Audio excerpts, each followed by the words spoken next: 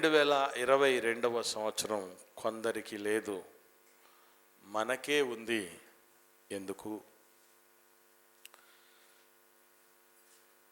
2022వ సంవత్సరం చూడ్డానికి ఇప్పటికే గొప్ప గొప్ప వాళ్ళు, అంటే వాళ్ళలో ధనవంతులు ఉన్నారు,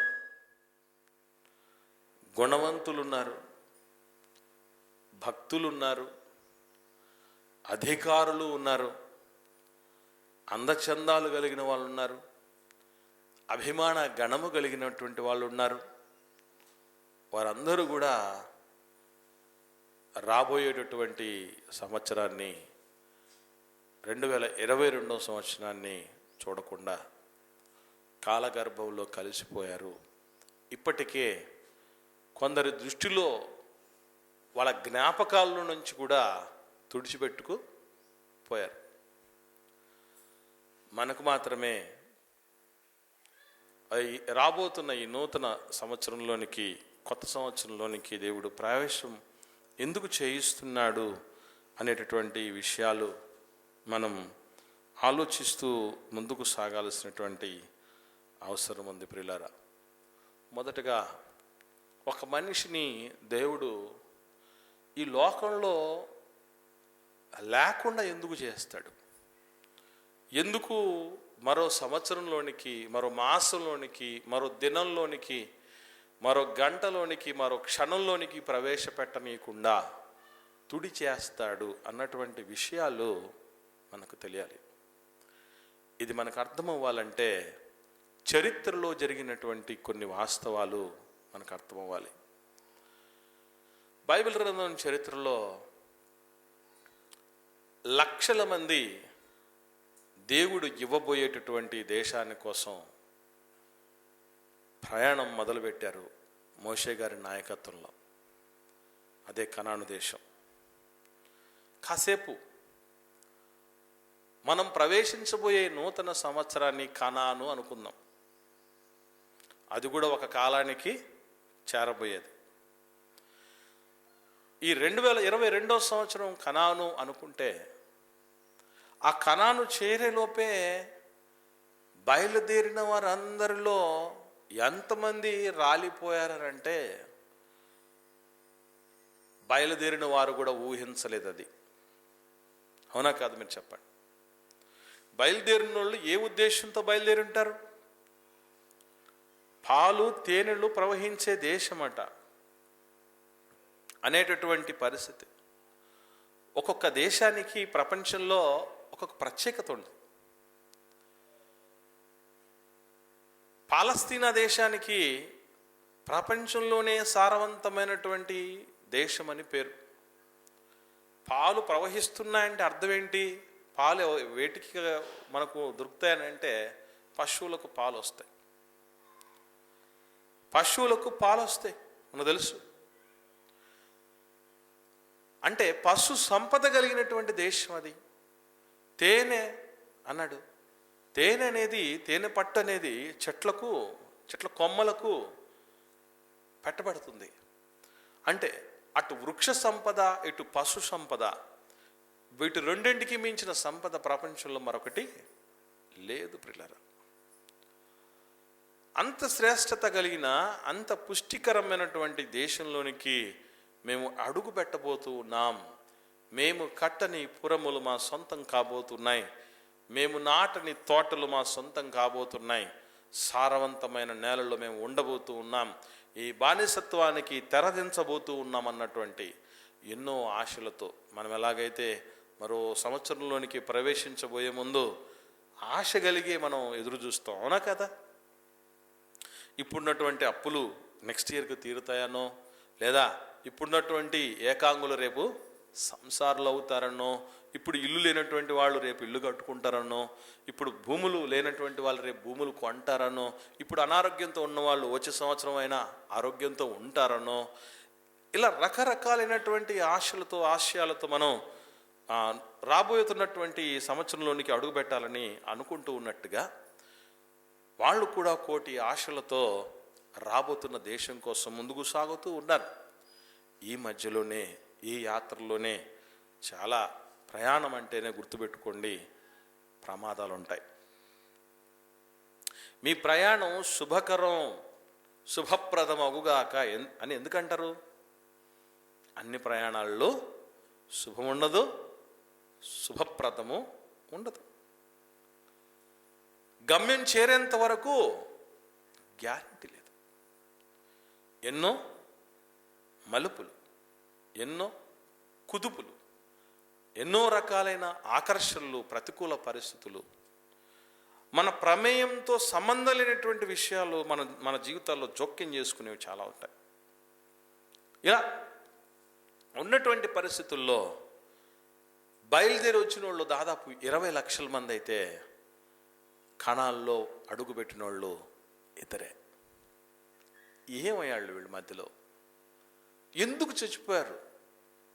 2022 మనకే ఉంది, కొందరికి లేదన్నట్టు. కణాను కొందరికే, ఇద్దరికే వచ్చింది, బయలుదేరిన వాళ్ళందరికీ రాలేదు. ఎందుకు అనంటే కణాను కొరకు బయలుదేరినటువంటి వాళ్ళకి మరో వత్సరంలోనికి ప్రవేశించేటువంటి వాళ్ళకి పెద్ద తేడా లేదండి. రాలిపోయినటువంటి ఆ ప్రయాణంలో రాలిపోయినటువంటి వాళ్ళకి ఇప్పుడు మన ముందు చాలామంది రాలిపోయినటువంటి వాళ్ళకి పెద్ద తేడా లేదు. వాళ్ళు ఎందుకు రాలేరు? ఇప్పుడున్నటువంటి వాళ్ళు ఎందుకు రాలేరు?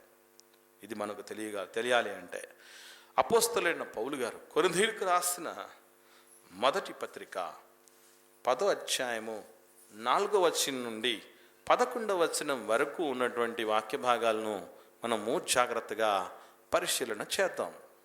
అందరూ ఆత్మ సంబంధమైన, అందరూ అంటే బయలుదేరి వచ్చిన వాళ్ళందరూ అని కదూ, ఏమండి? వాళ్ళందరూ కూడా ఆత్మ సంబంధమైన ఒకే పానీయమును పానము చేశారు. ఏలయనగా తమ్మును వెంబడించిన ఆత్మ సంబంధమైన బండలోనిది త్రాగిరి, ఆ బండ క్రీస్తే. అయితే ఇక్కడి నుంచి చాలా ప్రాముఖ్యమైనది మనకి. వాళ్ళని దేవుడు నడిపించాడు.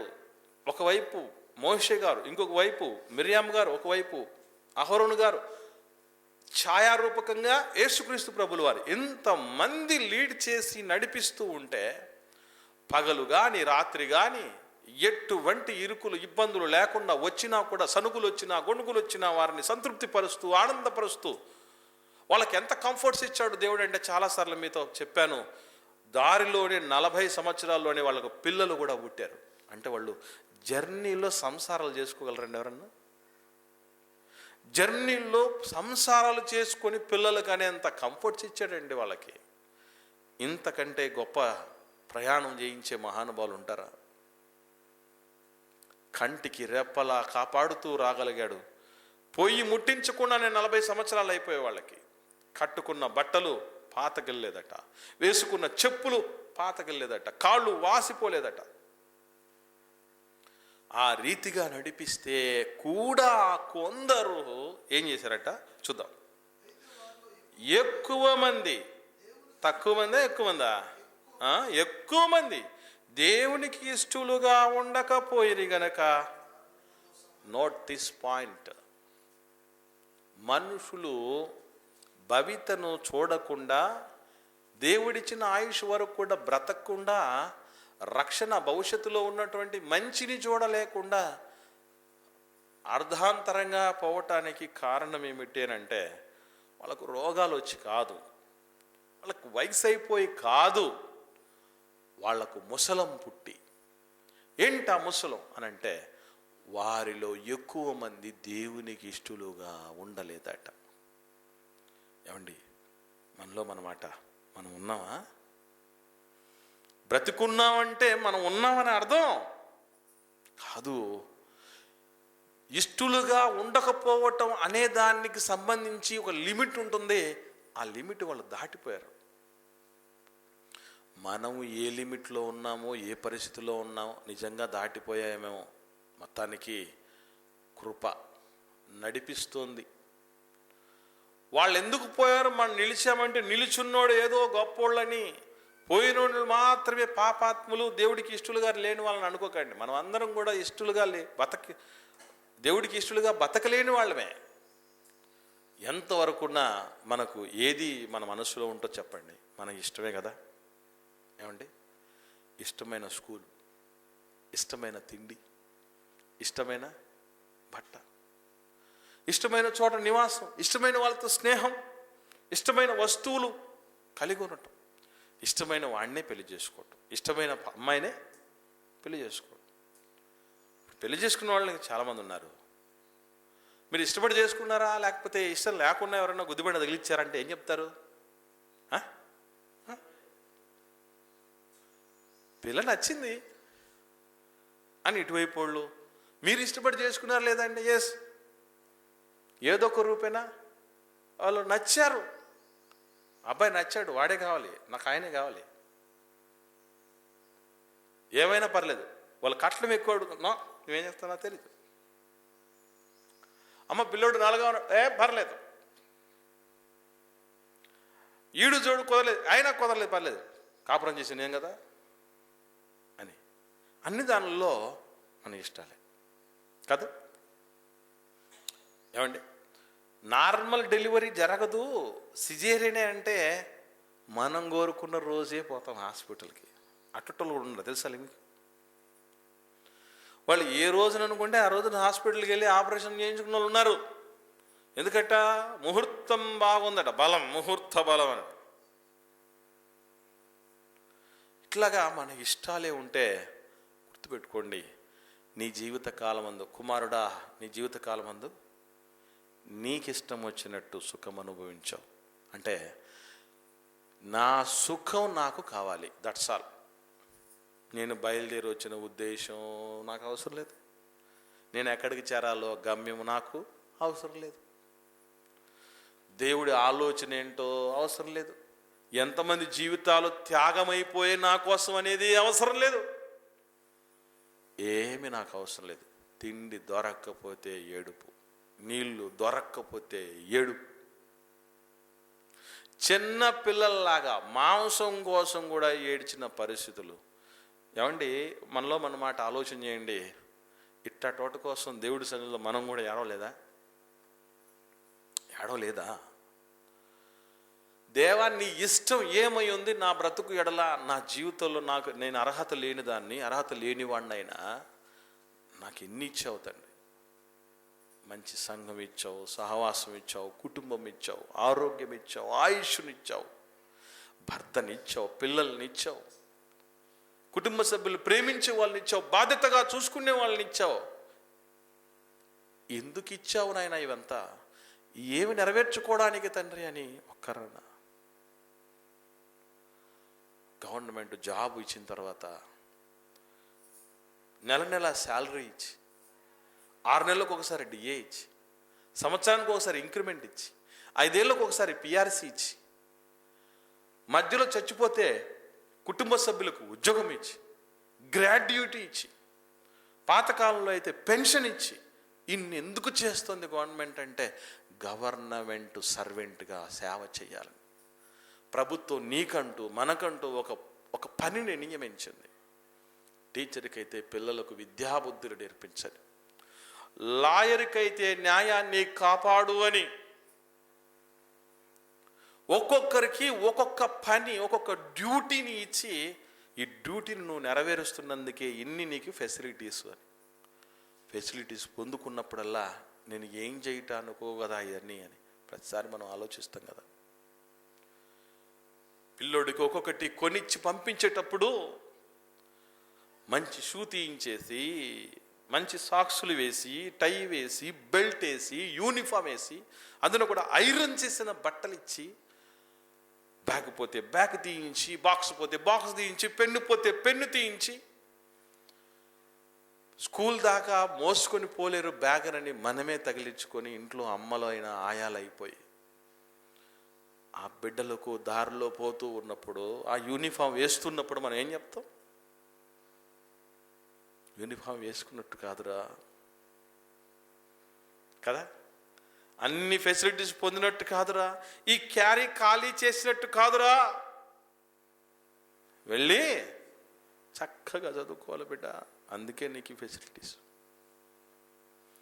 దేవుడు కూడా ఒక్కొక్క ఆధిక్యత, ఒక్కొక్క ఆశీర్వాదం మనకి ఇచ్చేటప్పుడు ఈ ఆలోచన ఎందుకు రాదండి మనకి? అలాంటి ఆలోచన ఎందుకు రాకుండా పోతుంది అనేది మన ముందున్నటువంటి సవాలు. వాళ్ళకు కూడా ఎందుకు ఇన్ని చేస్తున్నాడు మహానుభావుడు దేవుడు? కన్నీళ్లు గారిస్తే బిడ్డల్ని చూడలేక బాధపడితే వీళ్ళు సంతృప్తి పరచాలనుకొని ఎంత కావాలంటే అంత మాంసం అయితే మనం మహా అంటే కేజీలు తెస్తామండి. టన్నులు ఉడిపించండి.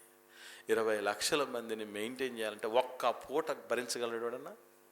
ఒక్క పూట కోట్లకు పడగలు ఎత్తినోడైనా 20 లక్షల మంది ఎక్కువైతే ఏమవుతాయంటే మనకైతే మజ్జిగ పలసన. 20 లక్షలు అయితే మజ్జిగేంటి నీళ్ళు కూడా ఇవ్వలేము మనం. అట్లాంటి పరిస్థితుల్లో ఎంత పుష్టిగా వచ్చారండి. పూరెళ్ళు కావాలంటే పూరెళ్ళు, మన్నా కావాలంటే మన్నా. ఇంత చేసి ఇన్ని తిన్నోళ్ళు, ఇన్ని చేసినోళ్ళు, మన్నా తిన్నోళ్ళు దొన్నలైపోయారు, సున్నాలైపోయారు. దేవుడికి ఇష్టలుగా బతకటం అంటే అంత సులభమైన విషయం కాదండి.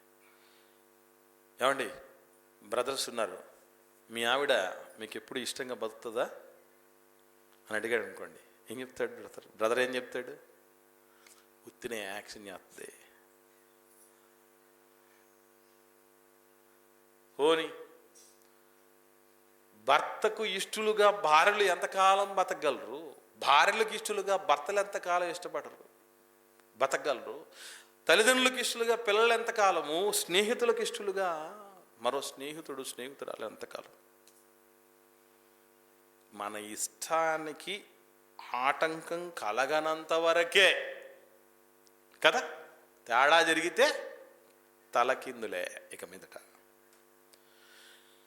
వారిలో అనేకులు దేవునికి ఇష్టలుగా ఉండకపోయిరి గనుక సంహరించబడింది. ఇప్పుడు చాలామంది చచ్చిపోయారు, వీళ్ళలో దేవుడి ఇష్టం నెరవేరిందంటారా? గొప్ప గొప్ప సంగీత విద్వాంసులు, పాటలు పాడిన వాళ్ళు ఉన్నారు. ఎవరి కోసం ఆ గాళం పెగిలింది చెప్పండి? పెగిలినా కూడా డిమాండ్ చేసి మరి తీసుకున్న వాళ్ళంటే డబ్బులు తెలుసా మీకు? రచయితలు ఉన్నారు, గొప్ప గొప్ప నాయకులు ఉన్నారు, కోట్లకు పడగలు ఎత్తిన వాళ్ళు ఉన్నారు. అవన్నీ దేని వల్ల? దేవుడికి ఇష్టం నెరవేర్చాయి అవి. ఆ తలాంతులు, ఆ డబ్బులు, అధికారం, ఆ హోదా దేవుడి ఇష్టం ఏంటని ఆలోచన చేశాయంటారా? లేదు. అందుకే దేవుడి ఇష్టం అనేది నెరవేర్చని పరిస్థితుల్లో మనుషులుంటే అసలు మనిషి పుట్టింది భూమి మీద. అందుకు నీకు ఉద్యోగం ఇచ్చిందే విద్యాబుద్ధులు నేర్పటానికి రా, నువ్వు అదే చెప్పకపోతే ఎందుకు అని అంటది కదా ఒక మాస్టర్. నీ ప్రభుత్వం నీ చేతికి లాఠీ ఇచ్చిందే శాంతి భద్రతను కాపాడడానికి రా, అదే చేతగానప్పుడు నువ్వెందుకు అంటుంది కదా ఒక పోలీసుని గవర్నమెంట్. దేవునికి ఇష్టలుగా ఈ భూమి మీద తండ్రికి అమ్మ నాన్నలు సగటు కోరిక ఏంటి అని అంటే, మా ఇష్టాలు కొన్ని ఉన్నాయండి పిల్లల పట్ల. ఏమంటే ఎవరి మీద ఇష్టాలు లేకపోయినా తల్లిదండ్రులకు బిడ్డల మీద ఇష్టాలు ఉంటాయి. మా బిడ్డ ఇట్లా ఇవ్వాలని అనుకుంటూ ఉన్నా. అప్పుడప్పుడు నాగమణి అక్క చెప్తూ ఉంటుంది రాజా గురించి, మా వాడికి ఉద్యోగం రావాలి ప్రార్థన చేయండి అని. అది ఆమె కోరిక. ఆమె కాదు, ఏ తల్లిదండ్రులకైనా ఏముంటుంది? ఒక కోరిక. ఖచ్చితంగా వేటి మీద ఆశ లేకపోయినా ఆ బిడ్డల మీద ఆశ ఉంటుంది. మనకు కూడా, మన కన్న దేవుడికి కూడా మన మీద ఆశ ఉందండి. నాకు ఇష్టలుగా నా బిడ్డల బతకాలి. ఆయన ఇష్టం చాలా శ్రేష్టమైందండి, చాలా మంచిదండి, చాలా గొప్పదండి. ఆయనకి ఇష్టంగా బ్రతకలేని పరిస్థితుల్లో ఉన్నప్పుడు చూస్తాడు. అందరికి తెలియంది ఏంటంటే నిమిషానికి గుండె 72 సార్లు కొట్టుకుంటుందని మాత్రమే తెలుసు. ఊపిరితిత్తులు, మనిషి శ్వాస నిశ్వాసాలు నిమిషానికి 18 సార్లు కొట్టుకుంటాయి జరుగుతుందని మాత్రమే తెలుసు. కానీ మన గొలుసు, ఏ గొలుసు? ప్రాణం అనే గొలుసు ఆయన దగ్గర ఉందని. అప్పుడప్పుడు ట్రైన్లో బోగిలలో మీరు చూస్తారండి, ప్రతి బోగిలో ఏముంటుంది చెప్పండి? చైన్ లాగితే ట్రైన్ ఆగిపోతుంది. అట్లాగా ప్రతి బోగిలో ఆ చైన్ లాగి చైన్ ఉన్నట్టు ప్రతి మనిషికి చైన్లు ఉన్నాయి మెడలో. ఏది మాకు లేదే బోసిగా ఉంది అనుకోకండి. ఆ చైన్లు మామూలు చైన్లు కాదు. సాయంత్రమేనండి మాతో కలిసి మాట్లాడారు. ఈరోజే చూశాను, చాలా విషయాలు మాట్లాడారు. ఇంతలోపు ఈ వార్త అంటే ఏమైంది? చైన్ లాగాడు పెద్ద ఆయన, చైన్ లాగాడు. కొందరికి చైను వదిలిపెట్టాడు అట్లాగా గట్టిగా లాక్కుండా, తెలుసుకుంటారు అని చూస్తాడు. అవకాశం ఇచ్చిన రోజులు కుదరలేదంటే చైన్ లాగేటువంటి ఇక లేరు అని వస్తుంది. ఇక అంతే. దేవునికి ఇష్టలుగా బతకనటువంటి వాళ్ళ జీవితాలు అర్ధాంతరంగా ముగిసిపోతాయి. కింది చూద్దాం 6వ వచనం. వారు ఆశించిన ప్రకారం మనము చెడ్డ వాటిని ఆశించకుండా. ఏమండి, నీళ్ళు లేవని ఏడ్చారండి. నీళ్ళని ఆశించడం తప్ప, అది చెడ్డదా చెప్పండి? తిండి లేకపోతే తిండి కోసం అలమటించారండి. ఏమంటే బయటికి తీసుకొచ్చినోడు తిండి పెట్టాలా వద్దా? ఇప్పుడు నేను యానివర్సరీ మనం చేసామండి, యానివర్సరీ చేసాం, సెమీ క్రిస్మస్ చేసాం. అందరికి భోజనం పిలిపించినప్పుడు భోజనం రాత్రి దాదాపు 10 ఆ టైం అయింది. భోజనాలు పెట్టాలా వద్దా? పెట్టాలి. పెట్టకపోతే పంపించారనుకోండి, ఎట్లా ఉంటుంది చెప్పండి? అందరు ఏమనుకుంటారు? ఏమాత్రం దానికి ఎందుకు పిలవాలి అనుకుంటారు లేదా? స్తోమత లేనివాడు, బాధ్యత లేనివాడు, పెట్టలేనివాడు పిలవకూడదండి అనుకుంటారు. దేవుడే పిలిచినప్పుడు వాళ్ళ యొక్క సమస్తమైన బాధ్యతలు ఆయనవే కదా. మరి అలాంటిది ఎందుకు చాలా సందర్భాల్లో దేవుడు ఆలస్యం చేశాడు? ఏమండి, ఆలస్యం కాస్త చేసినందుకే మన వాళ్ళు ఏం చేశారంటే, ఏదో లోకంలో సామెత ఒకటి ఉందండి, కుంటున్నట పాపం పగలల్లా ఎత్తుకొని ఒక మనిషి తిప్పుతున్నాడట. ఒకసారి పాస్ పోసుకుని వస్తాను రాని వాడిని దింపితే ఈ లోపల లోకం ఊరంతా చెప్పేశాడట. ఏమని? ఊరంతా ఏమని చెప్పాడు తెలుసా? నన్ను వదిలిపెట్టిపోయాడు, వీడు నన్ను కుంటివాడని కూడా చూడకుండా, జాలి దయ లేకుండా వదిలిపెట్టిపోయాడని అందరూ చెప్పాడట. పాస్ పోసుకొచ్చు లోపు ఇట్లాంటి ఆగడాల కోర్లు వీళ్ళు ఆనాడు యూదులు, ఇశ్రాయేలీలు. ప్రియులారా గమనించండి. సో ఇక్కడ వీళ్ళు పరిస్థితి ఏంటంటే, వాళ్ళు ఆశించినట్లు చెడ్డవి ఆశించటం అంటే అర్థం ఏంటంటేనండి, దేవుడు ఏ సమయానికైనా ఇస్తాడు. దేవుడు ఏ సమయానికైనా ఇవ్వడం ఆయనకు తెలుసండి. అప్పుడప్పుడు నారు పోసినోడు నీరు పోయాడా అని అంట. ఈలోపే తొందర మనకి అంత తొందరగాళ్ళమేనండి. ఏదైనా దేవుడు ఆలస్యం చేస్తున్నా అంటే గుర్తుపెట్టుకోండి, లేటుగా ఇచ్చినా ఎట్లా ఇస్తాడో తెలుసా? దేవుడు లేటెస్ట్గా ఇస్తాడు. లేట్ అయితే అయింది కానీ మంచి పని జరిగిందిరా అంటూ ఉంటారు కదా. అట్లా దేవుడు లేట్ చేశాడంటే ఏదో ఉందండి. ఇస్సాకు గారికి లేట్ చేశాడు. పెళ్ళైన 20 ఏళ్ళకి ఇచ్చాడు గర్భఫలాన్ని. ఇవ్వడం కూడా ఎట్లాంటి వాళ్ళు ఇచ్చారు అనుకుంటున్నారు? 2 బిడ్డల్ని ఇస్తే 2 మగ బిడ్డలే, 2 జనాలు, ఎదోమీలు, ఇశ్రాయేలీలు. అబ్రహాం గారికి లేట్ చేశాడు. దాదాపు 100 ఏళ్ల వయసులో ఇచ్చాడు గర్భఫలాన్ని. కానీ ఎలాంటోడు? వజ్రం. ఇస్సాకు గారు జీవితాన్ని మనం చూస్తే అద్భుతం. నాన్నేమో 2 పెళ్ళిళ్ళు 3 పెళ్ళిళ్ళు చేసుకున్నాడు. కొడుకులు కూడా 2-3 పెళ్ళిళ్ళు చేసుకున్నారు. 4-3 చేసుకొని ఉన్నాడు. ఏకపత్ని పురుషుడుగా నిలబడిపోయాడు. వాగ్దానానికి సమాన వారసుడయ్యాడు. పితరుడితో పాటు నాన్నంత గొప్పవాడు అవ్వడం అంటే అది యేసుప్రభు లాంటి వాళ్ళకి సొంతం. యేసుప్రభువే తండ్రి అయిన దేవుడు అంతటి వాడితో గొప్పవాడయ్యాడు. అలాగే అవిశ్వాసులకు తండ్రి అయినటువంటి అబ్రహాం గారిలో ఎన్ని గుణాలు, అన్ని గుణాలకు ఏమాత్రం తీసిపోనివాడు. పులి కడుపున పులి పుట్టిందన్నట్టుగా విశ్వాసులకు తండ్రి అయిన వ్యక్తి కడుపున విశ్వాస వీరుడే పుట్టాడు. అట్లా దేవుడు కాస్త ఆలస్యం చేస్తే నీ బెంబేలెత్తిపోతూ ఉంటాం. నానా హైరాణ చేస్తూ ఉంటాం. అట్లాంటి వాళ్ళే, ఆగడగాళ్లే వాళ్ళైనా మనమైనా. మనం ఏం చేస్తామంటే మోకరించి ప్రార్థన చేసిన మరుక్షణమే మనం అనుకున్నది జరగాలి అనుకుంటాం లేదా? అప్పుడప్పుడు చాలా కాలం నుంచి బ్రదర్సు ప్రార్థన చేస్తున్నారు కానీ ఇది జరగట్లేదు అంటే ఏమని అనుమానాలు వస్తాయి చెప్పండి? ఏమని అనుమానాలు వస్తాయి? అయ్యగారు కరెక్ట్గా ప్రార్థన చేయడం లేదేమో అనుకుంటారు లేదా చెప్పండి? ఈ పక్క వాళ్ళేమో చేయించుకునే వాళ్ళేమో అయ్యగారు సరిగా ప్రార్థన చేయలేదేమో అని అంటే అయ్యగారు ఏమనుకుంటాడో చెప్పంటారా? వీళ్ళకు విశ్వాసం తక్కువ ఉంది, వాళ్లకు విశ్వాసం తక్కువ ఉంది, అందుకే అనుకున్నది జరగట్లేదని ఈయన అనుకుంటూ ఉంటాడు. సరిపోయింది కదా? చేయించుకున్న వాళ్ళేమో అయ్యగారి మీద, అయ్యగారేమో చేయించుకున్న వాళ్ళ మీద. సరిపోయింది ఇక. ఎప్పుడు మారేది ఇక? దేవుడు ఎక్కడ ఇవ్వకూడదనుకుంటే ఎక్కడ నువ్వు తపస్సు చేసినా ఇవ్వడు. ఇవ్వాలనుకుంటాడా? అస్సలు ఆలోచన ఊహల్లోకి రాకపోయినా ఇచ్చేస్తాడు. ఒక్క మాట నిజం అండి, దేవుడికి మనకేం కావాలో మనకంటే బాగా ఆయనకు బాగా తెలుసు. మనం అనుకుంటూ ఉంటాం, ఇష్టం వచ్చిన ప్లాన్లు వేసుకుంటూ ఉంటాం. మనం వాళ్ళలాగా పోగేసుకుంటే సరిపోయిందో, వీళ్ళలాగా చేసేసుకుంటే బాగుండు, వాళ్ళలాగా ప్లాన్ చేసుకుంటే బాగుండు అని అంటూ రకరకాలుగా చెప్తూ ఉంటారు. చాలామంది అనుకుంటూ ఉంటారు. చూసారా, ఇదంతా వేస్ట్. ఇది అన్యులు చేసే పని అండి.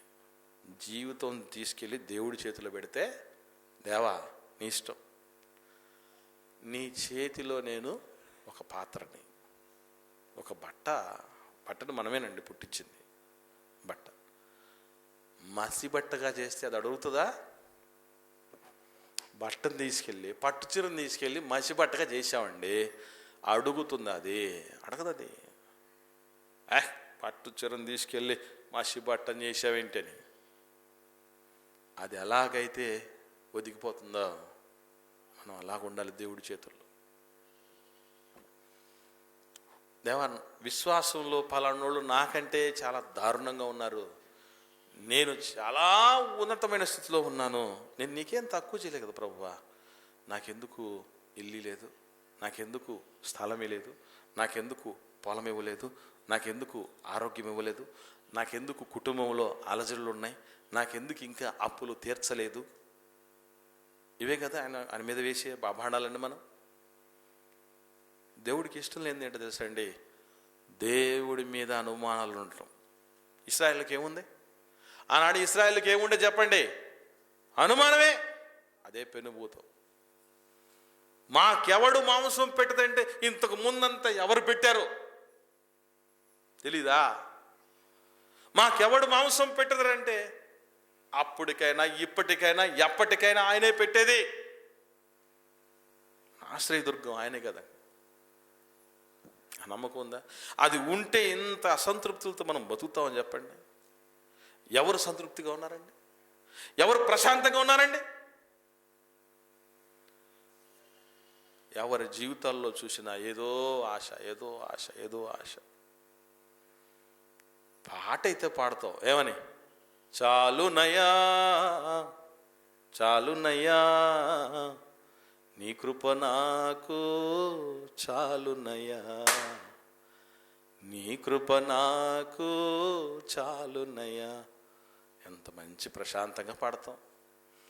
ఈ ప్రశాంతత అది కావాలి, ఇది కావాలి అని చెడ్డది ఆశించడమే. గుర్తుపెట్టుకోండి, దేవుడు ఇవ్వక మునుపే ఆశపడటం చెడ్డదది, చెడ్డదది. అట్లాగా అయినోళ్ళు కూడా ఏమైపోతారు తెలుసా? పోతావు. చెడ్డది ఆశించకుండాన్నట్లు దేవుడు ఏం చేశాడు?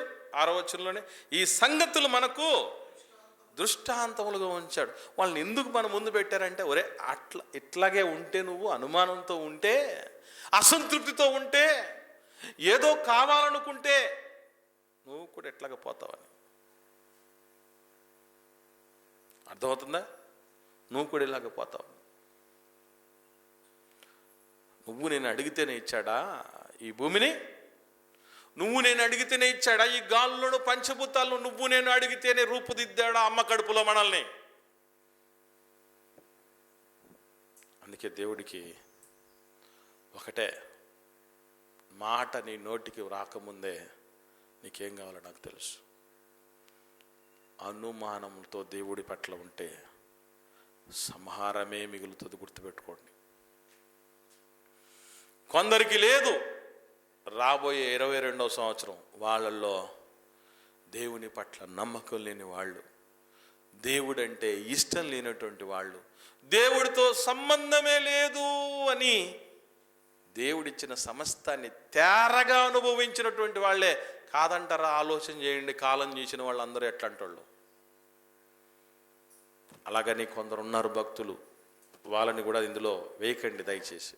కానీ ఎక్కువ మంది ఎలాంటి వాళ్ళు? వాళ్ళే.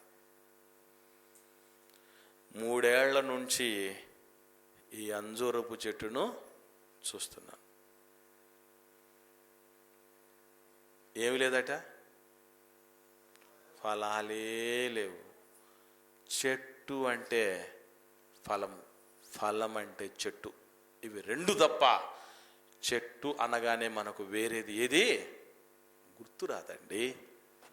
మరి అలాంటిది ఆ ఫలాలే లేనప్పుడు ఈరోజు మనం ఆత్మీయంగా పుట్టాం, ఆత్మఫలమేమనగా అని 9 విషయాలు చెప్తాం. చెప్పినంత సులభం అనుకుంటున్నారండి అది? ప్రేమ కలిగి ఉండుటకు ప్రయాసపడుడి. ప్రయాసతో కూడింది ప్రేమ అంటే. ఎదుటివాడు మనల్ని తిడుతూ ఉంటాడు, అట్టటోడు ప్రేమించి అంటాడు.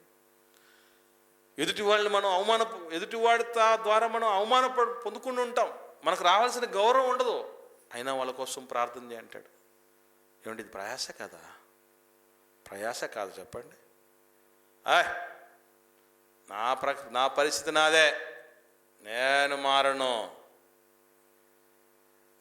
ప్రేమ లేని వ్యర్థులు వాళ్ళు. ప్రేమ కలిగి ఉండడం అంటే చిన్న విషయం కాదండి. ఉమ్మేస్తే తుడుచుకున్నాడు ప్రభు, అది ప్రేమ. ఘోరమైనటువంటి దేశద్రోహ నేరం అనేటటువంటిది, కైసరికి వ్యతిరేకి అన్నటువంటి అవమానాన్ని మూట కట్టుకొని మరి మన పాపాల మూటను తన భుజాల మీద మోసుకొని పోయాడు. అది ప్రేమ అంటే. అటువంటి ప్రేమను కలిగి ఉన్నట్టుకు ప్రయాసపడాలి మనం. ఎవరికి ఉన్నది? ఫలింపు లేనటువంటి వారి జీవితాలు ఏమైపోతాయంటే పెళ్ళగించబడతాయి. అలాంటి వాళ్ళ జాబితాలో మనం ఉండకూడదు. 3 ఏళ్ల నుంచి చూస్తున్నాను. 2019 చూసాం, 20 చూసాం, 21 చూసాం. 22లోకి ఎంటర్ అవ్వడానికి వీళ్ళకి అర్హత లేదో అనుకున్నాడు అనుకోండి దేవుడు. ఒక మహానుభావుడు అడ్డుపడుతున్నాడు. మళ్ళీ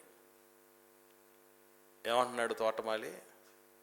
అయ్యా నేను మరలా దానికి ఎరువు వేస్తానంటే ముందే వేశాడు, మరలా ఎరువు వేస్తానంటే ముందే వేశాడు అనమాట. ఎరువే వేశాడు. ఎరువేసినా కరువు అన్నట్టుగా బతికి చచ్చింది అది. ఎరువేసినా కరువు అన్నట్టుగా. ఏమంటే మన సంఘంలో ఎంత ఎరువో తెలుసా? పీల్చుకున్నోడికి జుర్రుకున్నోళ్ళకు జుర్రుకున్నంత. ఆదివారం 2 చోట్ల ఆరాధనలు, సోమవారం మొదలుకొని శనివారం వరకు ఉదయం సాయంకాలాల్లో ఆన్లైన్ సువార్తలు. ఒకరైతే బాగుండదని చెప్పి ఒక్కొక్క వెరైటీ పర్సనాలిటీ చేత వడ్డింపు చేయించేసి మళ్ళీ స్పెషల్ కార్యక్రమాలు, యూట్యూబ్లో 100ల కొలది సందేశాలు. ఇంత ఎరువేసినా ఏమండి కరువు అన్నట్టుగా బతికితే మనకి మిగిలింది దరువే. దేవుడు దరువేస్తాడు తర్వాత, దాన్ని ఎవడు తప్పించుకోలేడు. మళ్ళీ పాదులు చేస్తానయ్యా, మళ్ళీ నీళ్లు పోస్తానయ్యా, మళ్ళీ కంచె చక్కగా చేస్తానయ్యా అంటే యేసు ప్రభువు కూడా లాస్ట్లో ఒక మాట అన్నాడు, మర్చిపోకూడదు. తోటమాలి అయినటువంటి ఆయన ఏమనంటే, అది ఫలించినా సరే, లేకపోతే తీసే. ఏమండి మీకు ఎప్పుడైనా అట్లా డౌట్ వచ్చిందో లేదో? ఒకవేళ లాస్ట్ ఇయరే అన్నాడేమో యేసు ప్రభు, దేవుడితో లాస్ట్ ఇయరే అన్నాడేమో ఈ ఇయర్ కూడా టైం అని. ఏమో మనం ఈ ప్రతిసారి ఆ లోకాస్వార్త 13వ అధ్యాయం చదువుకొని ప్రభు ఉన్నాడు మనకు ఇంకొక 7 వస్తూనే ఉంటుందని అనుకుంటూ ఉంటాం. ఏమో లాస్ట్ ఇయరే అన్నాడేమో, అంటే ఈ సంవత్సరంతో క్లోజ్ అయిపోతుంది. లేరండి, నర్సింగ్ అని ఆయన తెలుసు, సినీ నటుడు. ఎప్పుడు చచ్చిపోయాడు తెలుసండి? 2020వ సంవత్సరం డిసెంబర్ 31న చచ్చిపోయాడు. మరలా ఇప్పుడు తెల్లవారుతుండగానే తెల్లారిపోయాడు. కండలు తిరిగినోళ్ళు, కాకలు తీరినోళ్ళు, గొప్ప గొప్ప వాళ్ళ చేత అభిమానం గణాలు కలిగినటువంటి వాళ్ళు, గొప్ప వాళ్ళని కీర్తించబడినటువంటి వాళ్ళు, ఆరాధ్యులుగా పిలువబడినటువంటి వాళ్ళు కూడా లేకుండా పోయారు. 2022 కాస్త ముందు మాట్లాడుతున్నాం ఈ మాటలు. నేనేమైపోతానో, ఈ మాటలు వింటున్న వీళ్ళు ఏమైపోతారో ఎవరికి గ్యారంటీ లేదు. పిల్లరా, క్రైస్తవ జీవితం, దేవుని పిల్లల జీవితం బాధ్యతతో కూడింది. అది పరుగు పందెం లాంటిది. పరుగు పందెంలో మనకంటే ఒకడు ముందు పోతున్నప్పుడు వాడిని చూసి మనలో ఏం రావాలి తెలుసా? రోషం రావాలి, కోపం పెరగాలి. పెరిగి వాడికి అడ్డుపడ్డం, వాడిని పట్టుకుని ఇనికిలావటం కాదు చేయాల్సిందే. వాడికంటే ముందు పరిగెత్తాలి, గురి యొద్దకు పరిగెత్తాలి, శక్తినంతా కూడగట్టుకోవాలి. ఈ క్రమములో గుండె వేగం పెరుగుతుంది, చచ్చిపోతామేమో అనిపిస్తుంది, బాధ పెరుగుతుంది. అయినా కూడా గమ్యం ముఖ్యం. మనకు ఆ పరిస్థితి ఉందా? ఒక పౌలు అనే మహానుభావుడు చాలా కాలం వృధా చేసుకున్నాడు జీవితం. హానికుడు, దూషకుడు, హింసకుడుగా ఉన్నటువంటి వాడు, సంఘమును అపరిమితముగా హింసిస్తున్నటువంటి వాడు, దేవదూషణ చేయునట్లు బలవంత పెట్టినటువంటి వాడు, ప్రభు యొక్క శిష్యులను బెదిరించటం, హత్య చేయటం ప్రాణాధారముగా కలిగి ఉన్నటువంటి వాడు, లేటుగా ప్రభు గురించి తెలుసుకున్నాడని ఏం చేశాడు తెలుసా? సేవ. ఆయన కంటే ముందు ఎంతో కాలంగా సేవలో ఉన్న అపోస్తలులందరినీ వెనకేసి ముందుకు దూసుకుపోయాడండి. తపన అట్లుండాలి మనలో. నిన్నగాక మొన్నొచ్చి ఏంటి వీళ్ళు ఎంత చక్కగా దేవుళ్ళు పాతుకుపోతున్నారు, దేవుళ్ళు ఎంతగా ఎదుగుతున్నారు, ఆశ్చర్యపడాలి. దేవుడికి ఇష్టలుగా బతకాలి. ఎంతకాలం ఉందో మనకు తెలియదు. కాబట్టి ఆయనకి ఇష్టలుగా బతకలేనప్పుడు, ఆయన మీద నమ్మకం లేకుండా బతకలేనప్పుడు, దేవుడి మీద అనుమానంతో బతుకుతున్నప్పుడు, దేవుడు మమ్మల్ని చిన్న చూపు చూశాడనుకొని జీవిస్తూ ఉన్నప్పుడు, దేవుని కొరకు ఫలాలు లేకుండా జీవిస్తున్నప్పుడు, మనము కూడా పోయిన వాళ్ళ జాబితాల్లో ఉండిపోతాం. ఏదో కవి అన్నట్టు, పోయిన వాళ్ళందరూ మంచోళ్ళు, ఉన్నోళ్ళు పోయినోళ్ళ తీపి గుర్తులు అన్నట్టుగా అనుకోకండి. పోయిన వాళ్ళందరూ వాళ్ళకు వాళ్ళే ముంచుకున్న వాళ్ళు కూడా ఉన్నారు, మంచోళ్ళు తక్కువ మంది. పిల్లలు గమనించండి, మనకు దేవుళ్ళో రీచ్ కావాల్సిన టార్గెట్స్ చాలా ఉన్నాయి. మనం ఇంకా ఎదగాల్సి ఉంది. ఆయన సంతోష పెట్టాల్సినటువంటి సమయం, చేయాల్సిన పనులు చాలా ఉన్నాయి. ఒకవేళ దేవుణ్ణి అడిగితే, నాయనా నేనేదో యోగ్యత కలిగిన దాన్నో, యోగ్యత కలిగిన వాడనో అన్నట్టు కాకుండా, తండ్రి నీ పనిని ముగించాలి, నేను నీకిష్టమైన బిడ్డగా ఈ లోకంలో జీవించాలి, నా మీద ఉంచిన బాధ్యతను నేను నెరవేర్చాలి. కాబట్టి నాకు ఆయువునివ్వు, నాకు ఆరోగ్యమునివ్వు, ఈ 2022 సంవత్సరం కూడా ఇవ్వు. అది కూడా నీ చిత్తమైతేనే తండ్రి అని ప్రార్థించటం చాలా ఉత్తమమైన పని. కాబట్టి కొందరికి 2022 ఎందుకు లేదో, మనకే ఎందుకు ఉండబోతుందో నేర్చుకున్న దాన్ని బ్రతుకులో ఆచరణలో పెట్టి ధన్యులవ్వాలని ప్రేమతో మనవి చేస్తూ సందేశాన్ని ముగిస్తున్నాను. ప్రార్థన